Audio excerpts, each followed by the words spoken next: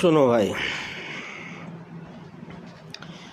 विभिन्न धर्मों मतों के अनुसार ये जो भौतिक सृष्टि का सृजन करने वाले गोविंद भगवान ही हैं। तो गोविंद मतलब विष्णु पालक है, सृजन करने वाले। ऐसा मानकर भी ध्यानपूर्वक उनमें विचार कर देखो, गोविंद से भी बड़े गुरु महाराज हैं। गुरु का महत्व गोविंद से अधिक है, क्योंकि श्री हरि भगवान का बनाया हुआ तो इस संसार चक्र में ही रहता है, परंतु गुरु के ज्ञान उपदेश से सजा हुआ शिष्य इस भवसागर से पार हो जाता है और भगवान में मिल जाता है। गुरुमुख वाणी ऊचरे शीश साँच करमान, या विधि फंदा छूट ही और युक्त नहीं आन। कहते हैं जब गुरुमंत्र लिया जाता है तो दूसरा जन्म होता है, वही असली वाला। इसके लिए मनुष्य का जीवन दिया गया है। मनुष्य का जीवन केवल भगवत प्राप्ति के लिए है, विषय के भोग के लिए नहीं। यही तन कर फल विषय न भाई, स्वर्गौ स्वल्प अंत दुखदाई।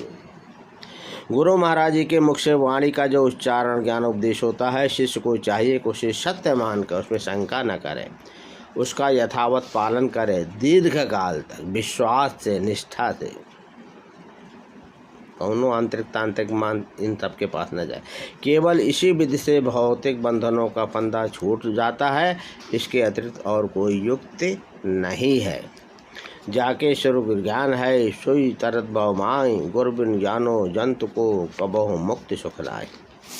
जिसके सिर पर गुरु ज्ञान का उपदेश रूपी अनुग्रह है, उसका आचरण करते हुए, आचरण भी करना पड़ेगा महाराज, वही इस संसार में तरता है, मुक्त हो जाता है। बिना गुरु तो समझो इस अज्ञानी जीव मनुष्य को कभी भी मुक्ति का सुख प्राप्त नहीं हो सकता। इसके लिए गुरु का आश्रय ही एकमात्र सहारा है।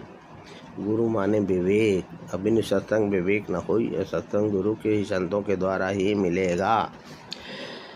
चाहे जिस प्रकार किसी की युक्ति से हो, शिष्य को गुरु महाराज के श्री चरणों के अनुराग प्रेम बनाए रखना चाहिए। शारीरिक रूप से चाहे पास की स्थित हो या दूर की, इसमें कोई अंतर नहीं पड़ता। सच्चे प्रेमी भक्त के लिए वही सबसे बड़ा सुख है, गुरु से निर्विरोध प्रेम बना रहे। सोई सोई नाच नचाइए, जह विध न बहे गुरु प्रेम, कहें कबीर गुरु प्रेम बिनु कितों कुशल नहीं छे। तन मन के इंद्रियों से स्वयं को उसी भांति नाचाओ, जैसा वैसा ही करो जिस प्रकार गुरु प्रसन्न रहे। गुरु से प्रेम निभता जाए।